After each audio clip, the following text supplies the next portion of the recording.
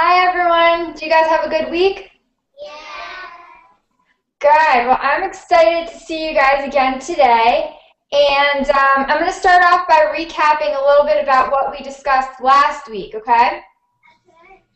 Alright, so last week we discussed creating a site plan and important things that you had to think about when deciding how you're going to build your community, such as are there certain trees that need to be conserved? Are there endangered animals? Where is the water going to flow? You need to have retention areas. And where are you going to put amenities, such as a swimming pool? So that's what we discussed last week, creating a site plan. And this week we're going to talk about all the things that go under the ground to the roads to your home that make it so that it's very comfortable and livable. So the first thing is you're going to, I'm going to go ahead and I'm going to share my desktop with you guys again so you can see what's on my computer. Alrighty. So the first thing is you're going to pick out a floor plan that you want to build on the land. So the one that we're going to be following is called the Michelangelo. It's named after the artist. And this particular floor plan, yeah. Just tell them what a floor plan is. Sure. A floor plan, it's a layout of the house. And so when you decide on the type of house, you have to decide like how many bedrooms, how many bathrooms, and where they're all going to be positioned. So this particular floor plan is called the Michelangelo, and it has 4 bedrooms and 2.5 baths. So you can see you've got 1 bedroom here, 1 bedroom here, you've got another bedroom over here. This is like a bonus playroom. You've got the kitchen, your living room, your dining room. This is the master bedroom where your parents will stay. And then another bathroom and the laundry room over here. So you guys can kind of imagine how your homes are laid out, where your bedrooms are located, where your kitchen is. So the first thing is you decide the floor plan and you see how there's a shape to it. You guys following me? Yeah. All right, so what we do is we give this floor plan to a person called a surveyor. Okay, and what that surveyor does is they take this floor plan and they create this plan, a plot plan. And what this does is it outlines the house. You see the shape of the house? Yeah. And it Yeah, so I just want to show them that it's just the outside. There's no rooms inside, right? Right, so it just takes the outline of the house and it places it on the lot. So this is one lot in that community. Do you remember what the site plan looked like, or should I pull that up to refresh your memory? Pull it up. Okay. Schulson? Yes. Please open the building. Okay. Thank you. Okay, so you remember this is the site plan, and you see how Sorry, Lori. How many lots are on this site plan? this has 227 lots. You see all these numbers? These are potential places that you're going to build a house, correct?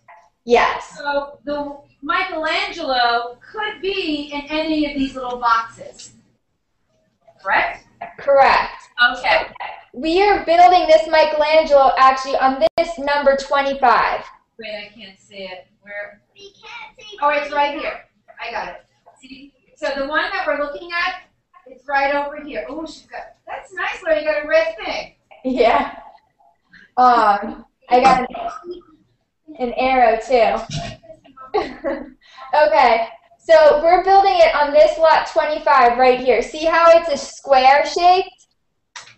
Or rectangle? All right, so what we do is we give the floor plan to someone who's called a surveyor, and the surveyor takes the floor plan and they put it, see lot number 25? Yeah. And they put it on this lot so we know where to build it, and they outline it, And you can see they have the dimensions of feet of how long each side is. So this is 19.54 feet, and it's 8 feet away from the next lot, okay?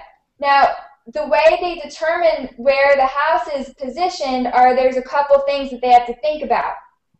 They want to make sure that this house is enough room away from the house that's going to be next door. So they want to make, so you can see they put it right in the center of the lot. And you also want to make sure that you've got a nice room for a backyard here in the back, and enough room for your cars to drive up on the driveway to be parked. So there's a couple. Loree, is there a law how close you need to be to your neighbor? Is there? There are. There's a couple different rules, and each community has different rules. But you can see right here it says setback. There are certain required setbacks for each community. So they might require that the home be 20 feet from the street. This is the road right here. Oh, okay. So let me just re-say that. Okay, so certain homes have to be set back from the street. They're not on top of the street. You have to walk to get to the door. 20 feet, you said? This particular home has a 20-foot setback. Yes, each community has different rules about how far they want the home set back, and there's also rules for on the side of the home, how much space there is on either side and on the back. So Okay. there's setbacks on all 4 sides.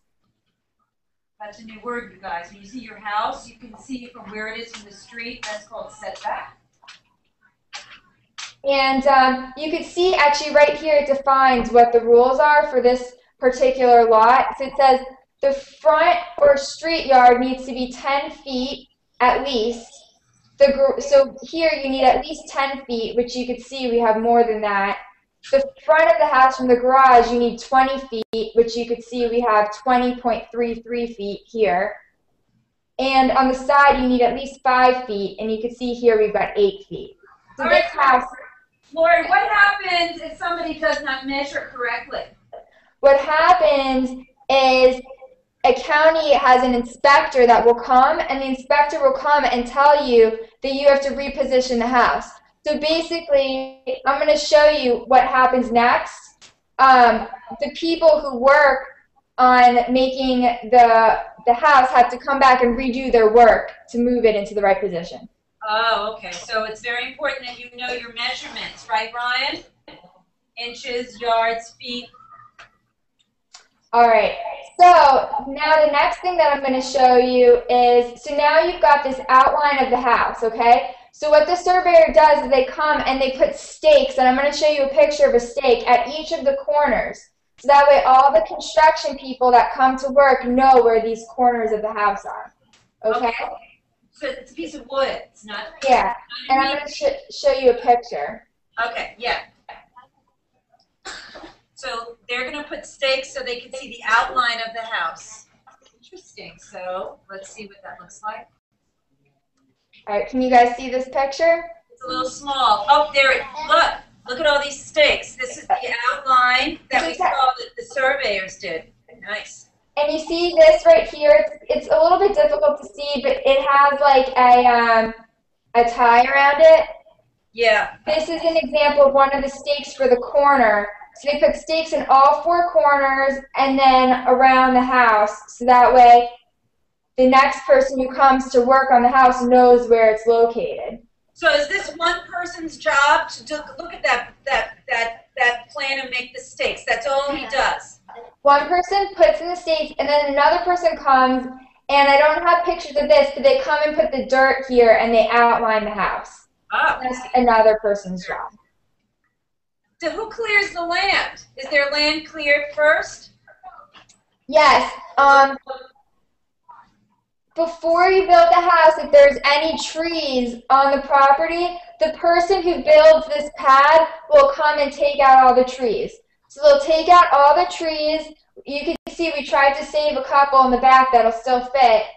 And they take out all the trees, and then they fill it with special dirt that is good to build houses on. So they actually, the dirt that we use is not the dirt that is here originally. They bring the dirt in from someplace else. Is this the entrance to the house? This right here is the garage, and this is the front door. Okay, so you have to walk underneath something. That's a nice walkway, and here would be the door. Mm-hmm. So you can see they've got the outline of the house, just kind of like how it looked. You can see this is a corner here, how it looked on that paper. Now the next thing is, so you've got this outline of the house. The next thing is you have to bring in the utilities. Well, what exactly are utilities? I know. You know, what is it, Ruby? Like, it's like water and electricity. It's That's correct. Good job. That is very. So there's a number of utilities that come to your house. One is water, like you mentioned, and there's two types of water. You've got clean drinking water that comes to your house. So you can see, and all these utilities come under the road. So they're all under the road, and then they're piped to each house individually. And you also have sewer water. So once you use the clean water, it becomes dirty. You need pipes to flow that dirty water away from your home. And then you also need electricity. So there's cables for electricity, and also for your cable and your internet, and also for your gas. So all of these utilities run under the ground, and then to each individual house on the street, they're piped to that house, and we're going to show pictures. Do you guys have any questions about this? Do you see how that has to be in place before the house gets built? Do you have a question, Skylar? What? How do they put those pipes under the ground, Skylar wants to know? Well, we're going to show you the way they go under the road is there's big machines. They're very large pipes, and there's big machines, and they dig holes, and they put them under the ground. And then I'm going to show you how they get into each individual house.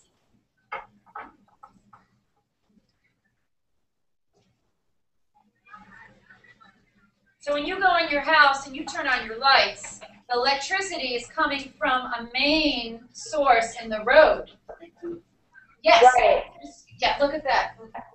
So I'm just going to one. Okay, so every house has a main stub up. I'm just looking for a specific picture here. So under the road is a big pipe, and then in front of each house is a smaller pipe that you can connect to the house. So we then have, after the house is shaped, the outline, the plumbers come, and they go ahead and they bring pipes to all the places in the house that need water. So where do you need water? You need them in the bathrooms, right, and in the kitchen. And you might also have a hose and our sprinklers. And what we do is we give I guess if you need a pool too. If your house is for a pool, would you have to put water in there? Yeah, the pool is actually done after, it's done separately. The piping for the pool is done separately than the house. But what we do is we give the plumber, can you guys see it resembles the original floor plan? You've got the bedroom, kitchen. We give them this version of the floor plan, and it has dimensions to where everywhere that needs a plumbing pipe. So whoever does this has to be really accurate, because if this person isn't accurate, then all the people that read it are not going to get the right picture. They're not going to do it right. Well, what will happen is when it comes time to put in your sink or your toilet, the pipe won't be in the wrong place, and it might not fit. So it's very important to get these measurements accurate, so that way when people come in the future to put the shower and the sinks in, that the pipes are in the right spot. What's the name of the person who draws this very intense plan? This is actually drawn by me. Loree? Whoa. And basically you have someone who does all of your architecture plans. It could be an architect, it could be a designer, and what they do is they figure out where all the rooms and bedrooms and bathrooms are going to be, and then for each different person that works in the house, they get their own special set for what they need. So for the plumbers, they get this plan, and you can see it has the dimensions to where all the pipes are, and it has little notes for them as well. Do you guys have any questions on this plan? Okay, so from this sheet of paper that they get, what they do is they go ahead and they dig with shovels, and they go ahead and put all the pipes in the ground. Now, the way they find out where the walls are is they take strings, and you can kind of see a string here, and they put strings over the dirt where all the walls are going to be. Let me see if I could find a good picture of a string for you. Here, you see the strings? No. Yes. Okay, so all these strings symbolize walls, where walls are going to be, and that helps them find out where the pipes need to be. Okay, so you see they dig these, they're called trenches. They dig these trenches so that way they can put in all the different pipes. Now, what we have here... Wait a minute, trenches, they're like these deep holes, right? Yeah, and they dig them with a shovel. And here you can see the pipes, and let me get a better picture. Here you go. So these two pipes here are for your fresh drinking water. Now, can anyone tell me why there's two of them? Ooh. Jada? Because there's more than one room that has water. Do you hear her? What did you say?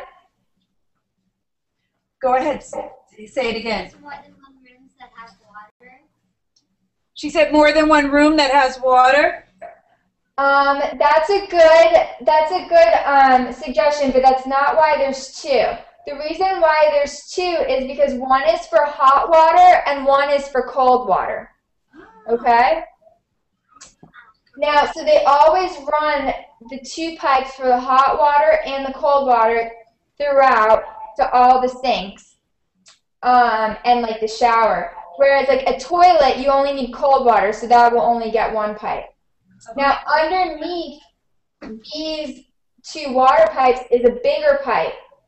Now, this pipe right here is for sewer. The red table.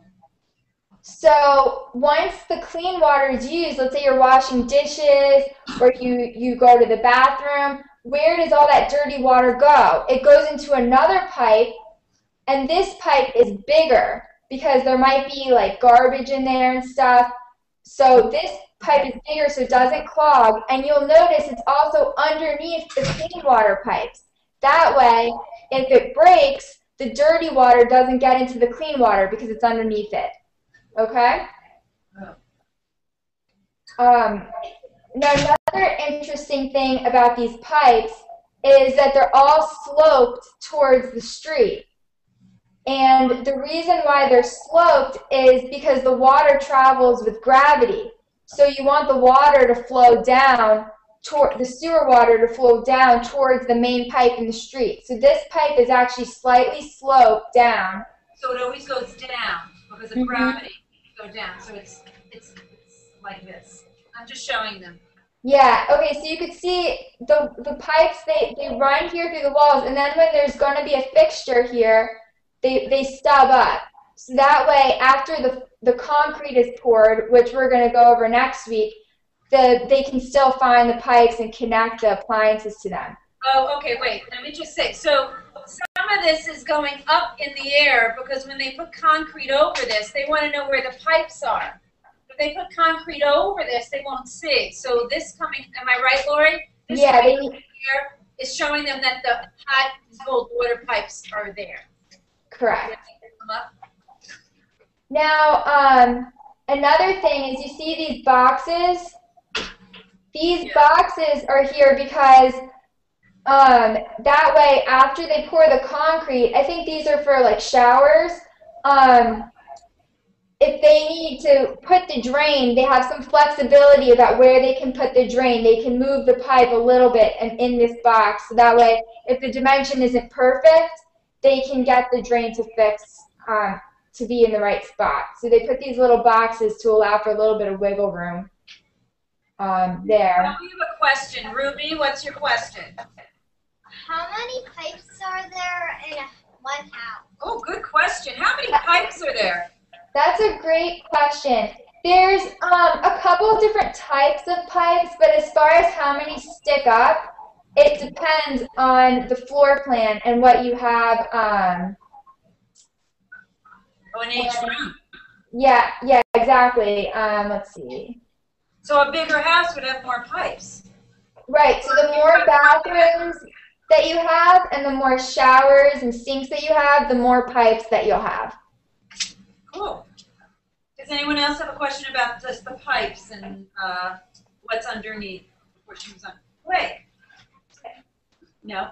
Okay. About the dirt in the front. Yes, Jada? Where do you buy them? Where do you buy those pipes? Those pipes, the pipes are made out of a special type of plastic, and the plumber actually supplies the pipes. So when we hire the plumber, he buys the pipes. So the pipes won't break underground. You know, they're pretty strong. They're very strong. Catherine, what are the pipes made out of? They're made of a type of plastic. Wait a minute. I have something, Lori. It's a PVC. Wait a minute. Okay, wait a second, Lori. I'm going to show this to you on the camera. That's it. That's what it's made out of. Okay, you see it? Do you See, see it? it's a very hard type of plastic, right? Yeah, this is like a PVC corner thing. Yeah, that would be that's a connector piece. So you would connect two pipes to that one piece. Okay, so I got this at the Home Depot, so that's obviously... Actually, you can see this is like a smaller version. So you have like kind of like connected. It goes around the corner. Gotcha. Cool. You said you found it. No, I didn't find those. I got this at Home Depot. Okay, nice. Lauren, Where do you get the boxes? where do they get these boxes?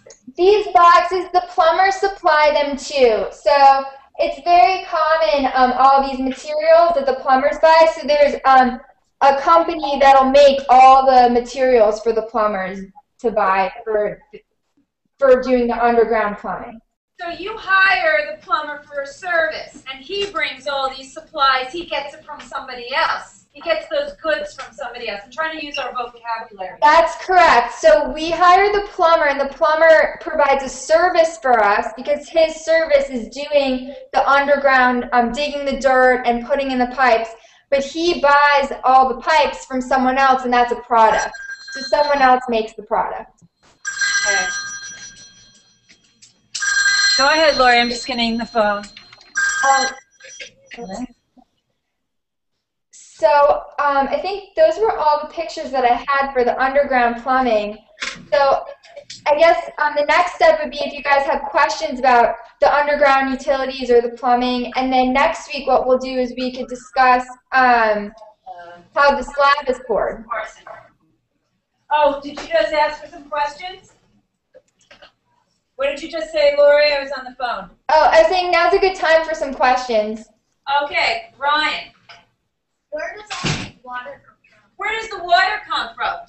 The water comes, okay, under the ground, under every street, there are large pipes that connect to each house. So each city has a huge supply of water, and that water is then dispersed to all the different locations in the city under the ground. Okay. Eloisa, wake up. You have a question? Yeah. All right. Eloisa, you know Lori's a twin. Eloisa's a twin. Cool.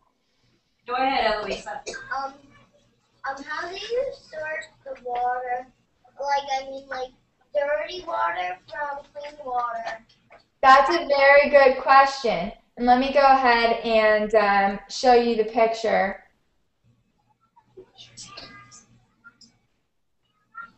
So you can see here there's 3 pipes that are sticking up out of the ground.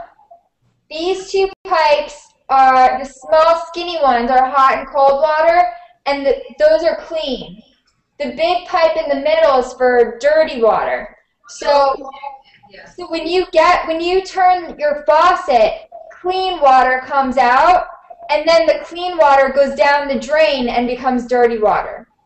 So when you turn the faucet, water from the skinny pipes comes out, and then what goes down the drain goes down the big pipe, and that becomes the dirty water. Catherine, do you work with someone? Loree? Yes. Loree? We work with a lot of people. For example, all the pictures you just saw were done by, the first pictures were done by the surveyor, and the surveyor, she has a crew of maybe like 3 or 4 guys that she works with.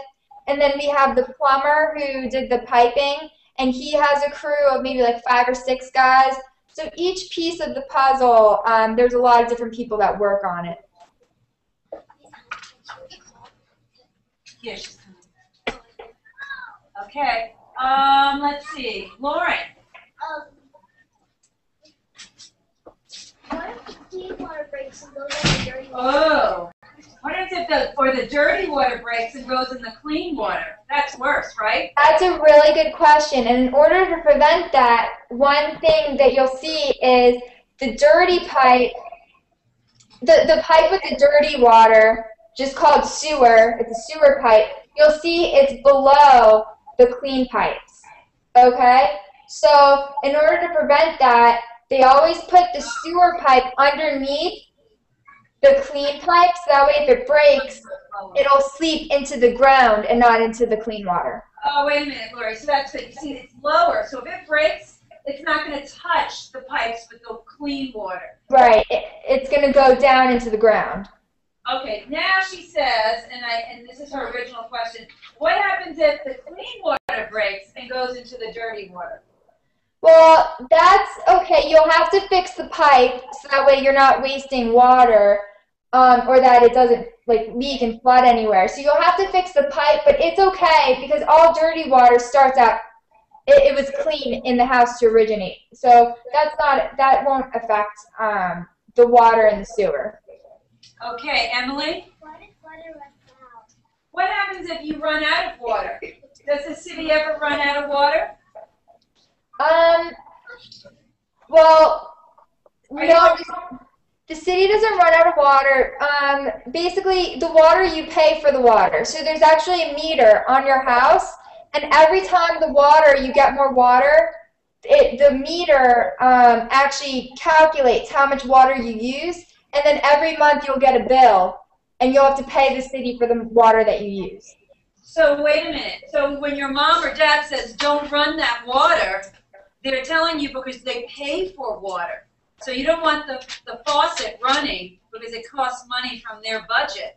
Exactly. Jada? Do you have to have a plan for the pipes? Do you have to have a plan for the pipes? Yes, we do have a plan for the pipes, and that's the picture that I showed you with all the dimensions. It doesn't actually show where the pipes are, but it dimensions where they need to be. So it shows where the walls are located and where all the sinks and toilets and showers are going to be, and then the plumbers from there can figure out how to distribute them throughout the house. Okay. Catherine? What happens if a bug or an animal eats the pipe? If they eat the pipe, well, the pipe is very hard, so I feel that it would be very difficult for an animal to chew it. But also, once the house is built, the pipes are hidden in the walls and the floor, so your pet wouldn't be able to get to them. Okay. Okay. Anyone else have a question? Charmaine, you have a question? Loree, so just tell us a little bit about what next week is going to be. Oh, next week we have a holiday. You're going to be here. Yeah, right? Next week is Thanksgiving, so I will actually be in Coral Springs. And then the week after that, we'll do a lesson. And the next step after all the plumbing is in the ground, an inspector comes out, checks to make sure it's all done properly, and then they pour the concrete on top of all the plumbing and the dirt, and they make the floor, which is called the foundation. So the next step is pouring the concrete. Hey, Loree, if you have time Wednesday, or if you don't leave until Monday, you can pop in and make an appearance, right? Yeah, do you guys have school on Wednesday? Yep. Okay, that would be fun. Yeah, so we can see Loree live. Any more questions before we, okay, Catherine? Yeah, she wants to know if you could come to our class. Yeah, if I'm in town, definitely, and you guys are in school. Yes, Lauren? Yes. Ruby, coming over. Ruby, let's see. It's hard to see because the camera's right over there. Today's Ruby's last day. Ruby's going to Arizona. So, Ruby, you can go close to the computer. So, but I know that there's a lot of construction of homes in Arizona. So, Ruby, Ruby, you can't see. No, I can't. Oh, wait, she froze. Oh, did you freeze, Loree? Oh, Ruby, what'd we do? We froze Loree out.